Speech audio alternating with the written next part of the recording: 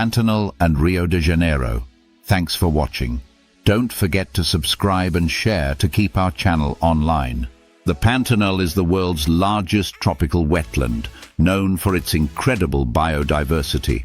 It's one of the best places for wildlife watching, including jaguars, capybaras, and hundreds of bird species. The Pantanal is one of the world's largest tropical wetland areas, covering parts of Brazil, Bolivia, and Paraguay, with the majority of its expanse located in Brazil. This unique ecosystem has a rich history influenced by both natural forces and human activities. Pre-colonial history, before European colonization, the Pantanal was inhabited by various indigenous groups, including the Guarani, Kiowa, and Terina peoples. These indigenous communities had a deep understanding of the land and its seasonal cycles, which included the annual flooding and drying of the Pantanal. They lived sustainably in the region, practicing agriculture, fishing, and hunting, while maintaining a symbiotic relationship with the environment. European exploration and colonization. The first European to describe the Pantanal was Duarte Pacheco Pereira, a Portuguese explorer who, in the 16th century, mentioned the vast wetlands and its inhabitants. However, the region was largely ignored by colonial powers, as the land was difficult to access, and its resources seemed less valuable than the mineral-rich territories in Brazil's northeast and southeast. During the colonial period, the Pantanal became known mainly for its role as a frontier region between the Portuguese and Spanish territories. The wetlands were only sporadically explored and settled, as the area was seen as inhospitable due to its floods, marshes, and lack of major roads. 19th century and the rise of cattle ranching. The Pantanal became more integrated into Brazilian society in the 19th century as cattle ranching started to take root in the region. The wetland's natural environment provided ample grazing land for livestock, especially during the dry season. Cattle ranching became the backbone of the local economy, and the Pantanal's cattle ranching culture continues to be a central feature today. The expansion of ranching into the region led to the construction of roads and the establishment of small settlements. However, this also meant greater disruption to the natural ecosystems, as land was cleared for grazing and development. 20th century increased exploration and environmental changes. In the 20th century, the Pantanal began to attract more attention from environmentalists and researchers who recognized its immense biodiversity and ecological significance. In the 1950s, with the development of infrastructure such as roads and bridges, the region became more accessible, bringing more people into the area for agricultural and industrial purposes.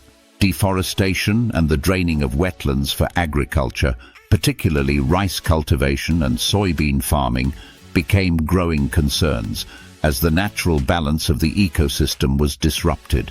By the late 20th century, the Pantanal began to face serious threats from these activities, which reduced its water flow, altered its habitats, and negatively affected local wildlife populations. Conservation efforts.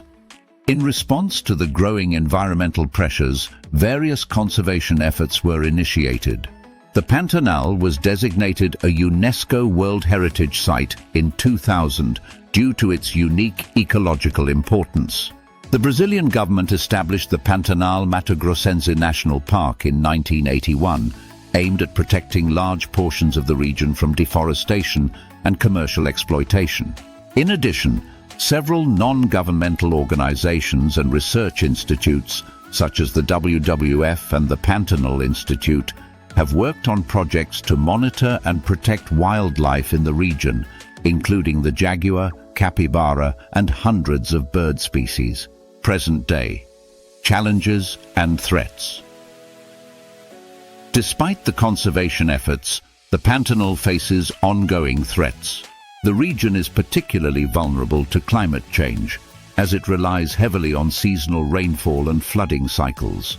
In recent years, the Pantanal has suffered from devastating wildfires, especially in 2020 and 2021, which were exacerbated by dry conditions and human activities like illegal land clearing for farming. Moreover, commercial agriculture, including soybean farming, continues to expand, pushing into the wetland areas and endangering the delicate ecosystems. Overfishing, poaching, and tourism-related pressures also pose challenges to the Pantanal's long-term sustainability. Today, the Pantanal is recognized as one of the world's most important wetland ecosystems due to its vast biodiversity, ecological functions, and role in regulating climate patterns. While it remains under threat from human activities and environmental changes, conservation initiatives continue to play a vital role in preserving this remarkable region. The Pantanal remains a symbol of both the natural beauty and the ongoing environmental struggles of the modern world. Rio de Janeiro, famous for its stunning beaches like Copacabana and Ipanema, Rio also boasts the iconic Christ the Redeemer statue atop Corcovado Mountain and Sugarloaf Mountain, offering breathtaking views of the city.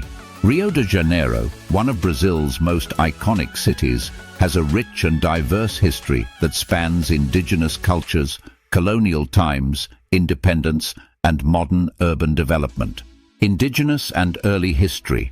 Long before European arrival, the area now known as Rio de Janeiro was inhabited by several indigenous groups, most notably the Tupi people.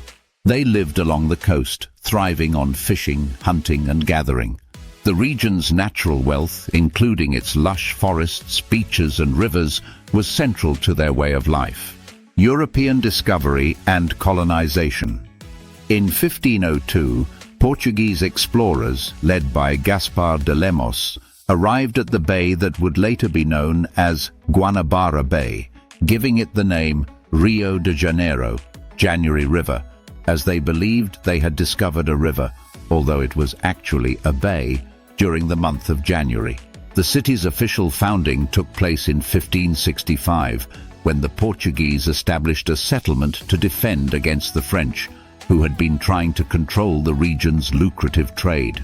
The French presence in Brazil, particularly by the Huguenots, was short-lived, and the Portuguese established dominance, turning Rio into a vital port and center of sugar production.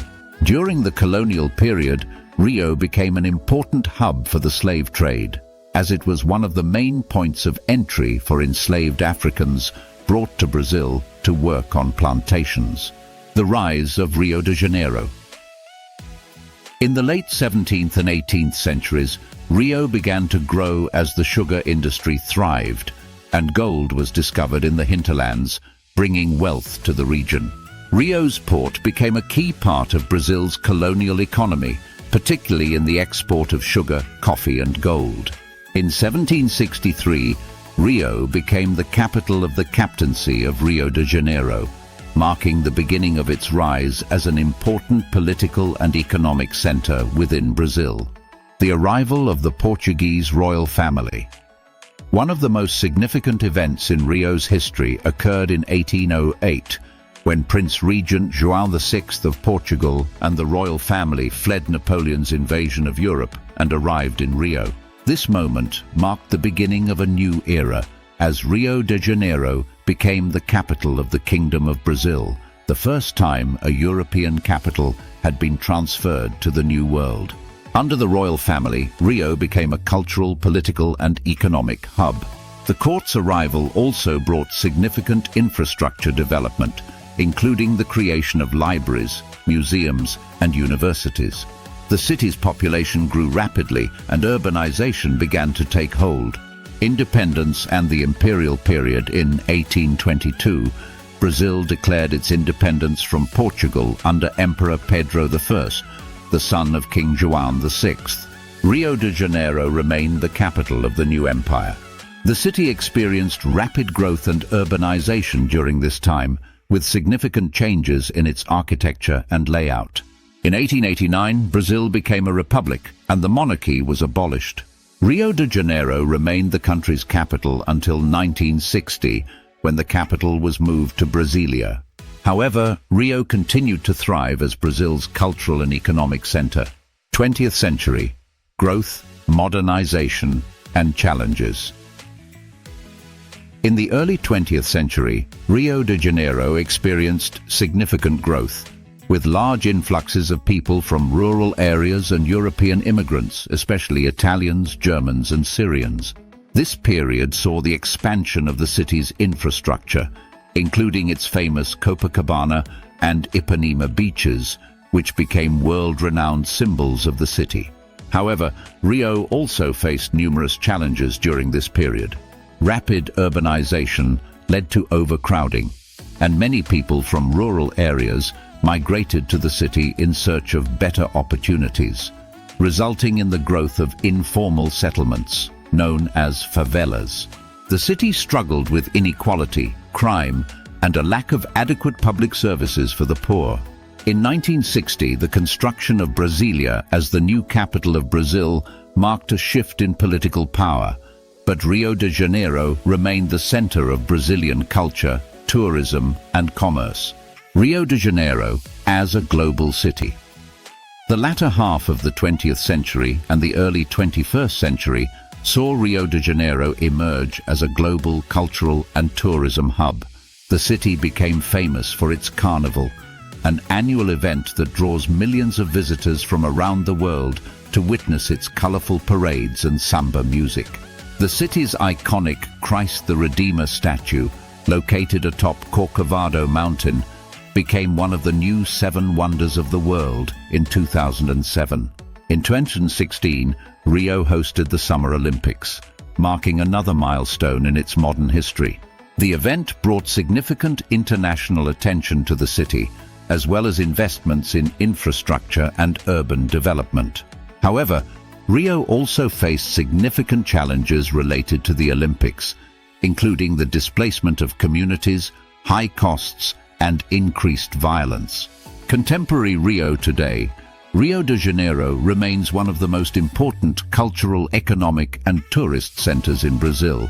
While it is known for its vibrant music scene, stunning beaches, and landmarks, the city still struggles with socio-economic inequality, high crime rates, and political challenges.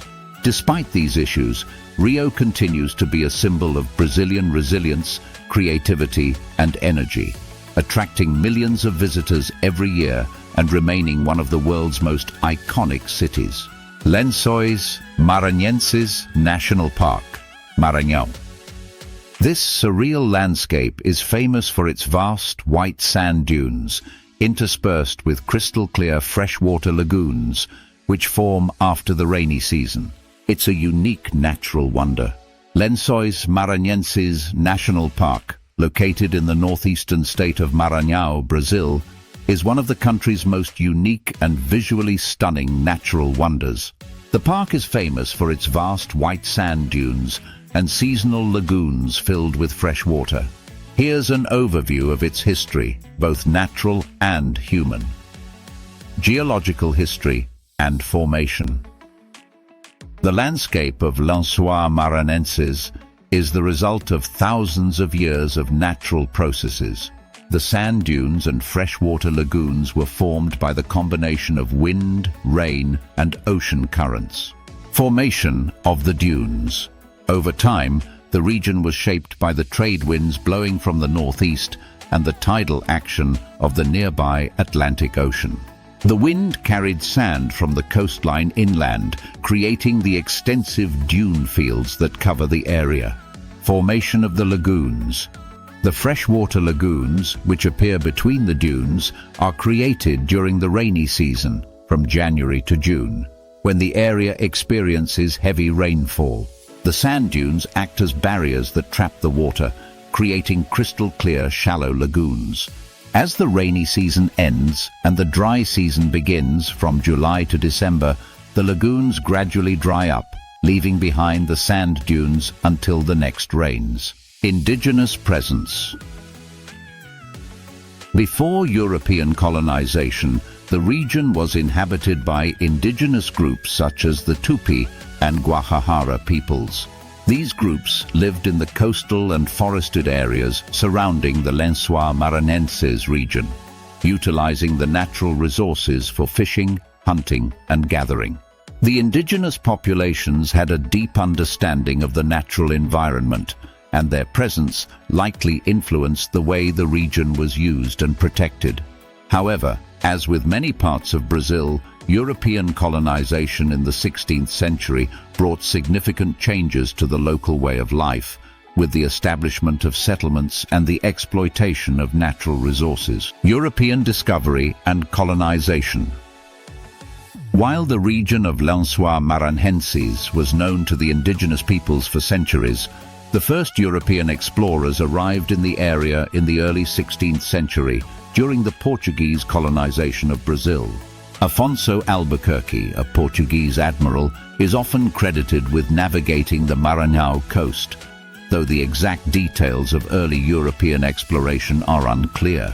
Despite early European interest, the harsh environment of the region, combined with its isolation from more populous areas, meant that the area was not heavily colonized or exploited during the early years of Brazil's colonization. The discovery of Lençóis Maranhenses as a tourist destination. The unique beauty of the Lençóis Maranhenses dunes remained largely unknown to the wider world until the latter half of the 20th century. The region was largely an untouched wilderness with limited human settlement. In the 1980s, tourism in Brazil began to grow, and the distinctiveness of Lençóis Maranhenses started to gain attention. As tourism became more popular in the region, the park's sand dunes, lagoons, and the surrounding natural beauty began to attract travelers, photographers, and nature enthusiasts from around the world. Creation of Lençóis Maranhenses National Park. In 1981, the Lençóis Maranhenses National Park was officially created by the Brazilian government to protect the region's unique natural environment. The park spans 155,000 hectares, about 380,000 acres, and was designated to preserve not only the dunes and lagoons, but also the diverse flora and fauna that call this unusual ecosystem home. The creation of the park was also motivated by the increasing pressures of deforestation and overexploitation of the region's natural resources, including threats from agriculture and urbanization. The establishment of the national park helped safeguard this extraordinary landscape, and it is now considered one of the most important conservation areas in Brazil. Environmental significance. Lençóis Maranhenses is an important site for biodiversity, home to numerous species of flora and fauna, many of which are endemic to the region. The park's wetlands and dunes support a range of animals such as crabs, capybaras, and a wide variety of bird species.